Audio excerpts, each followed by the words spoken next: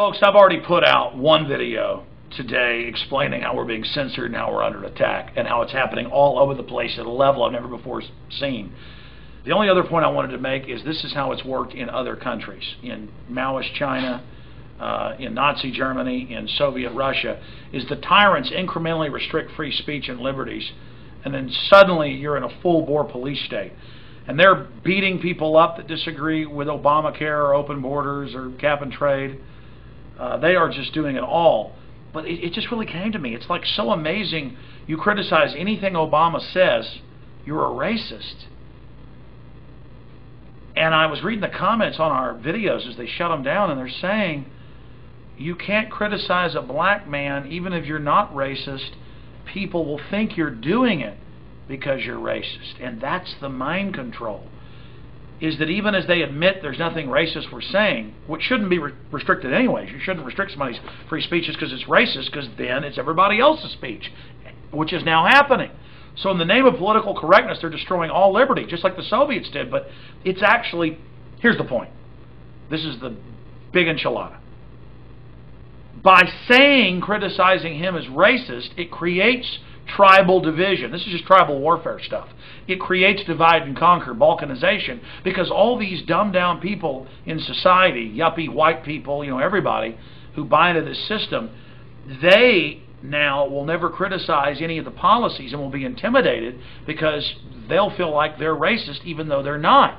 And the establishment cold-bloodedly knows this. So it's actually creating racism and tension, because then a lot of people out there now think if Obama gets criticized, that whoever criticized him is a racist. See how that works?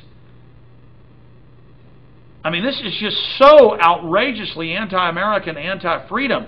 And so it makes any criticism of Obama supposedly racist, which then energizes racism and division and makes people think that everybody hates them because of their race when they see Obama being criticized. And it creates more division. I mean, this is so cold-blooded and sick, ladies and gentlemen. And they cold-bloodedly wanted to put Obama in there so they could create racial division and infighting, so the government could come in to keep everybody split up. And so when you criticize Obama, you get called a racist. Think about how diabolical that is. But then, again, the public school educated, dumbed-down masses, they now really believe it. So for those of us that know it isn't about race and it's so asinine, it's like, hey, I don't want to pay a carbon tax. Hey, I don't want to lose my sovereignty. Hey, they're trying to pass anti-gun bills and lying about it. Oh, you're a racist. To people that are smart, it's just ridiculous. But it actually works on the fluoride heads. And then they think there's all these racists out there.